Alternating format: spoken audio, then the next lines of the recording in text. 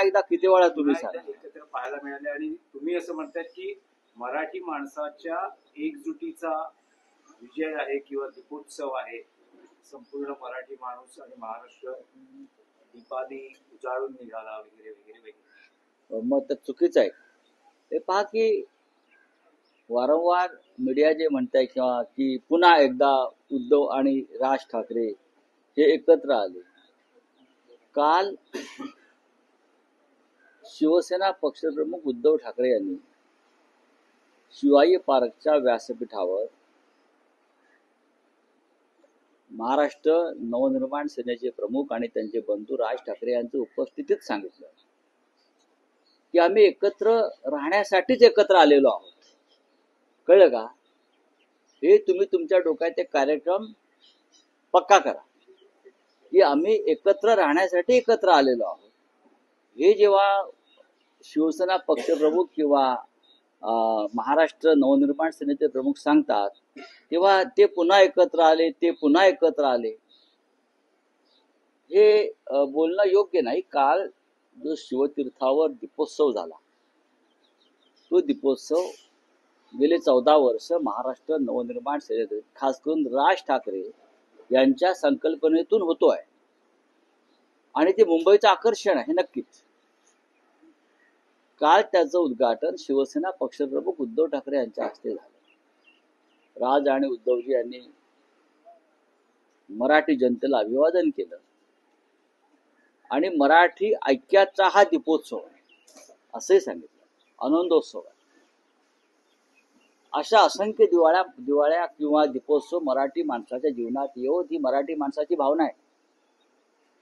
काल ज्या प्रकारचा दीपोत्सव आणि आतषबाजी आकाशात झाली, ही आतषबाजी आणि हा अशा प्रकारचा दीपोत्सव मराठी आणि महाराष्ट्राच्या जीवनामध्ये अनंत काळापर्यंत येऊ, ही आमच्या सगळ्यांची भावना आहे आणि त्यालाही सुरुवात झाली. कालचं वातावरण अत्यंत उत्साही आणि आनंदी होतं आणि हा आनंद संपूर्ण दिवाळीमध्येच राहील आणि यापुढे राहील. यापुढे महाराष्ट्राच्या आणि मराठी माणसाच्या प्रत्येक प्रश्नात आणि संघर्षात राज आणि उद्धव ठाकरे हे एकत्रितपणे काम करतील आणि मराठी माणसाला आणि महाराष्ट्राला वैभवाचे दिवस प्राप्त करून देतील. ही या दीपोत्सवाचा संदेश कालच्या. यापेक्षा तुम्हाला काय हवं? उत्तम चाललंय, उत्तम चालू द्या. तुम्ही सगळ्यांनी मराठी माणसाने शुभेच्छा दिल्या पाहिजे. नाही राऊत साहेब, तुम्ही असं म्हणालात की महाराष्ट्राच्या प्रत्येक प्रश्नावर आता राज ठाकरे उद्धव ठाकरे एकत्र पाहायला मिळतील. अशा वेळेस राजकीय पटलावर एक प्रश्न विचारला जातोय. तुम्ही म्हणाल की याची चिंता तुम्ही करू नका, पण काँग्रेस एनसीपी शरद पवार गटाचं मग काय? का ते मराठी नाही आहेत का?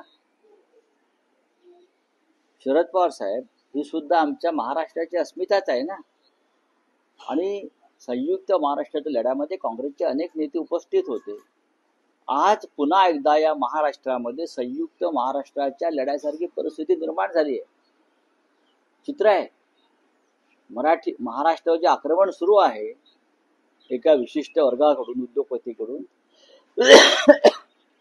मुंबई गिळण्यासाठी, ते पाहता ही प्रत्येक मराठी नेत्याची जबाबदारी आहे आणि ती प्रत्येकाने पाळली पाहिजे. आणि राष्ट्रवादी काँग्रेस किंवा काँग्रेसमधले महाराष्ट्रातले पुढारी या लढाईमध्ये कुठेच मागे राहणार नाही.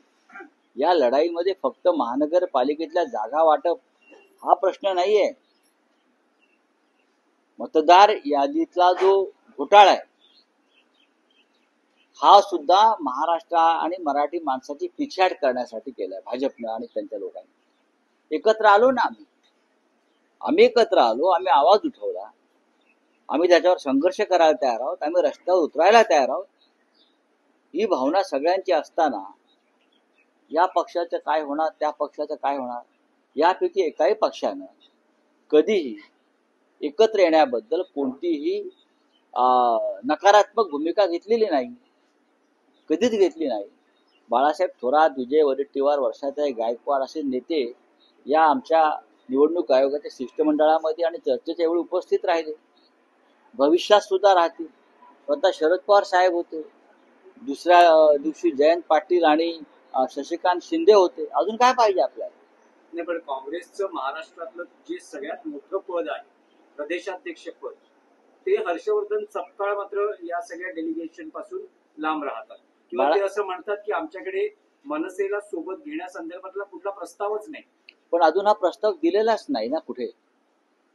अशा प्रकारचा प्रस्ताव जो असतो तुम्ही म्हणताय, हा त्यांचा प्रश्न आहे, इतर कोणाचा प्रश्न नाही आहे. हा त्यांचा राष्ट्रीय पक्ष आहे, त्यांची वर्किंग कमिटी असते, त्यांची स्क्रीनिंग कमिटी असते, त्यांची स्टेट कमिटी असते, बरं का.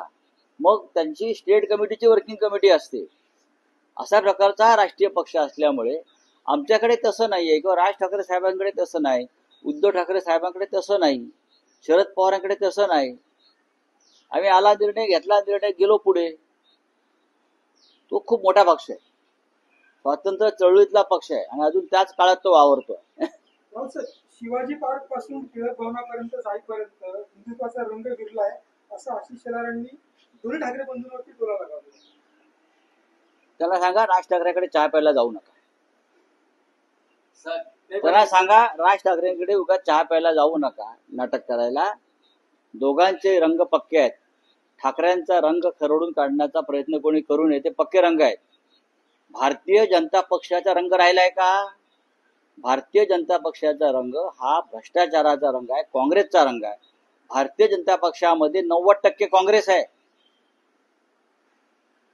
आणि राष्ट्रवादी काँग्रेस आहे की नाही हे शेलारांनी सांगावं.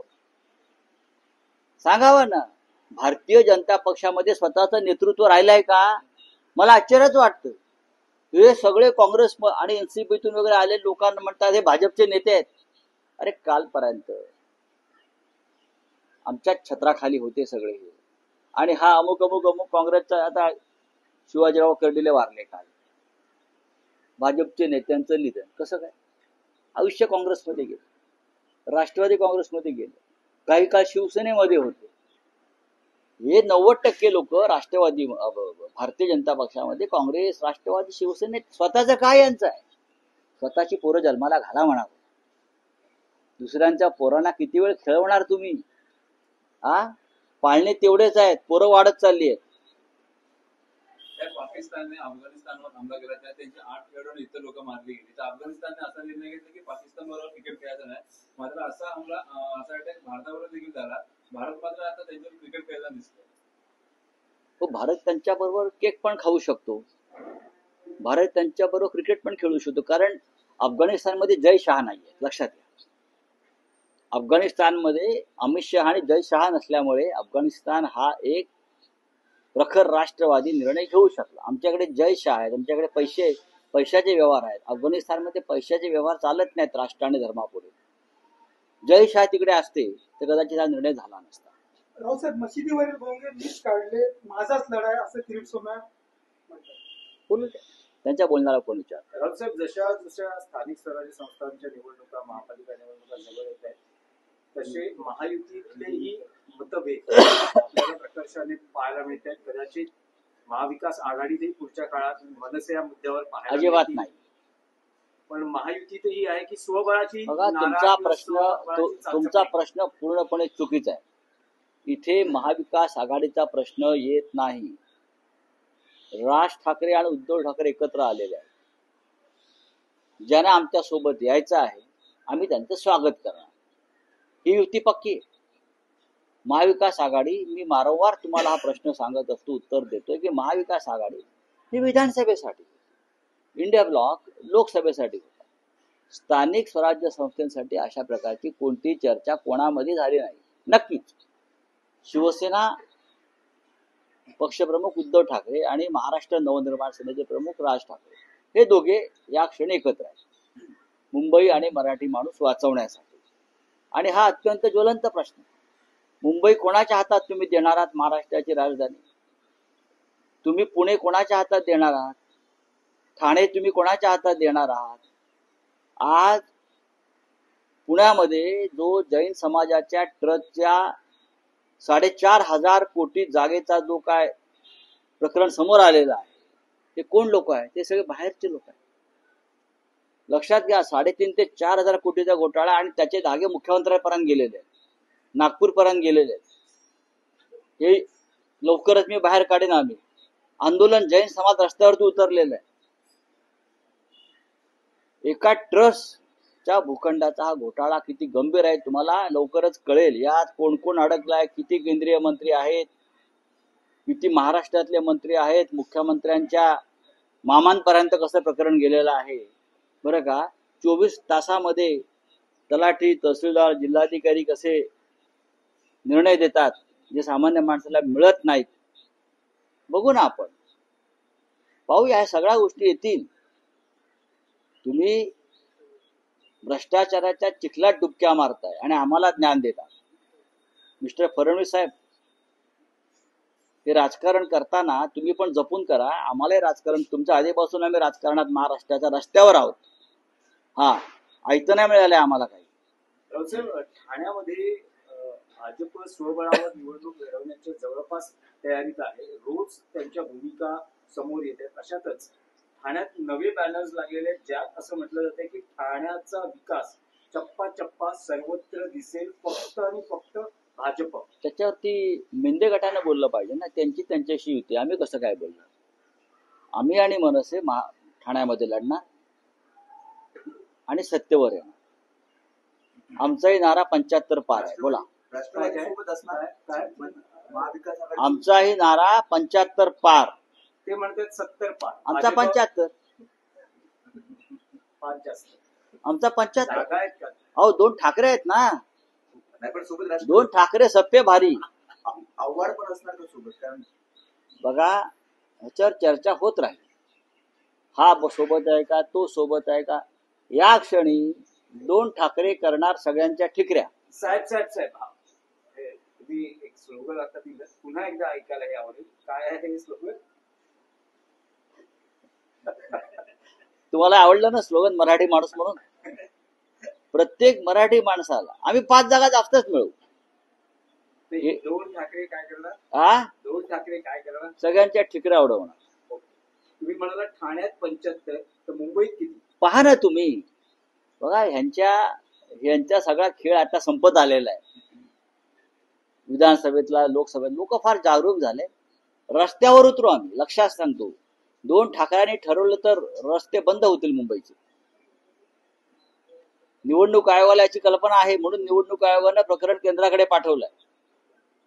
आणि आता जो काय ओबीसी विरुद्ध मराठा नवीन वाद सुरू झालेला आहे, तो त्यासाठीच फडणवीसांनी सुरू केलाय की निवडणूक यादीतले जे घोटाळे आम्ही बाहेर काढलेले आहेत त्याच्यावरचं लक्ष विचलित करण्यासाठी, हटवण्यासाठी हे सगळे जातीय घोटाळे, हे सगळं जातीमध्ये जे काय कलागती लावण्याचं काम सुरू आहे ना मंत्रिमंडळातच, हे त्याच्यातूनच सुरू आहे की बस मुख्य मुद्द्यावरचं लक्ष विचलित होऊ द्या. बाकी हे सगळं ही पेशवाई आहे एक प्रकारची. पेशवाईमध्ये असंच चालत होतं हे सगळे. भुजबळ सरकार विरोधात बोलले, आपल्या मंत्रिमंडळ म्हणजे विखे पाटलांवर बोलले की राज्यात विखार पोहोचवण्याचं काम विखे पाटील करणार. नाही, म्हणजे त्यांचा विधान असं आहे की विखे पाटलांचा एकेरी उल्लेख, विखे आला आणि विखार पसरवून गेला. बघा, छगन भुजबळ ज्येष्ठ नेते आहेत, ते मंत्रिमंडळात आहेत आणि त्यांना मंत्री का अजित पवारांनी केलं नाही किंवा देवेंद्र फडणवीसांनी केलं नाही. त्यांना मंत्री नरेंद्र मोदींनी केलेलं आहे. नरेंद्र मोदीचे जातीय राजकारण आहे. नरेंद्र मोदी देशाचे प्रधानमंत्री आहेत, पण ते स्वतःला देशातले ओबीसींचे नेते समजतात. त्याच्यामुळे त्यांनी ओबीसी राजकारण केलेलं आहे. विखे पाटील हे राज्यातले एक मंत्री आहेत, ते तुमच्या कॅबिनेटमध्ये आहेत, त्यांच्या विरुद्ध तुम्ही अरे तुरेचा उल्लेख करताय. हे खरं म्हणजे राज्याच्या मुख्यमंत्र्यांना आव्हान आहे तुमचं एका. आणि विखे पाटलांची नेमणूक कोणी केली त्यावेळेला? मनोज जरांगे पाटलांकडे जाऊन चर्चा करण्याची ती मुख्यमंत्र्यांनी केली. म्हणजे मुख्यमंत्र्यांना आव्हान आहे विखे पाटलांना आझाद मैदानावर पाठवून मनोज जरांगे पाटील यांचं उपोषण स्थळी जाऊन चर्चा करण्याची संपूर्ण त्यांची जी स्ट्रॅटेजी आहे, योजना आहे, ज्या मागण्या आहेत, त्यांची पूर्तता आहे, जो GR आहे, त्या संदर्भात मनोज जरांगे पाटलांची संमती घेण्याची संपूर्ण जबाबदारी मुख्यमंत्र्यांनी राधाकृष्ण विखे पाटील यांच्यावर सोपवल्यावर विखे पाटीलला मुख्यमंत्र्याचा माणूस आहे. नाही, पण आता मंत्रीच म्हणतात आम्ही सरकारच्या विरोधात रस्त्यावर होतो. उतरा, राजीनामा द्या आणि उतरा ना. तुम्हाला मंत्रीपद पण पाहिजे आणि सरकारविरुद्ध लढायचं आहे. तुम्हाला अटक करून घ्यायची नाहीये, त्यासाठी तुम्हाला संरक्षण पाहिजे. विरोधी पक्षानं अशा प्रकारची भाषा वापरली तर आमच्यावरती जनसुरक्षा कायद्याखाली कारवाई होईल. एक मंत्री जेव्हा अशी भाषा वापरतो गुंडाची, एकतर तुम्ही गुंड आहात हे जाहीर करा राजकीय, नाहीतर मी मंत्री आहे, मी मुख्यमंत्र्यांचे आदेश पाळीन. साहेब, हिंदीमध्ये पाकिस्तानने अफगाणिस्तानवर हमला केला तर त्यांचे काही खेळाडू मारले गेले, मात्र भारतावरती असा हमला झाला होता तर तरीही पाकिस्तान बरोबर मॅच खेळली जाते. हिंदीमध्ये ऑपरेशन सिंदूर प्रेसिडेंट ट्रम्प के दबाव में नरेंद्र मोदी जी ने पीछे लिया. ऑपरेशन सिंदूर क्यों किया? पहलगांव में पाकिस्तान ने हम पर हमला किया, हमारे 26 निरपराध लोग मारे गए, 26 महिलाओं का सिंदूर उजाड़ गया. बाद में क्रिकेट की मैच क्या एशिया कप ना क्या बोलता है उसको आ गया. तो जय शाह चेयरमैन है, हमने जय शाह को रिक्वेस्ट किया, भाई उनके पिताजी अमित शाह है, देश के गृह मंत्री है, राष्ट्रवाद की धर्म की बात करते हैं जोर जोर से, खुद के बेटे को राष्ट्रवाद और धर्म नहीं सिखा पाए अब तक. तो हमने अमित शाह जी को भी रिक्वेस्ट किया कि आपके बेटे को बोलो भाई कि पाकिस्तान के साथ क्रिकेट मत खेलो. तो हमें ज्ञान देते हैं राजनीति अलग और क्या क्रिकेट खेल अलग है. ये भाजपा वाले लोग ढोंगी. अफगानिस्तान ने जो निर्णय लिया है मैं उनका स्वागत करता हूँ कि पाकिस्तान के साथ क्रिकेट नहीं खेलेंगे. ये निर्णय इसलिए हो रहा है कि वहां जय शाह नहीं है और वहां अमित शाह नहीं है. अगर वहां जय शाह अमित शाह जैसे लोग होते तो वहां भी वो लोग जरूर पैसे के लिए सट्टेबाजी के लिए क्रिकेट खेल लेते. Thank you.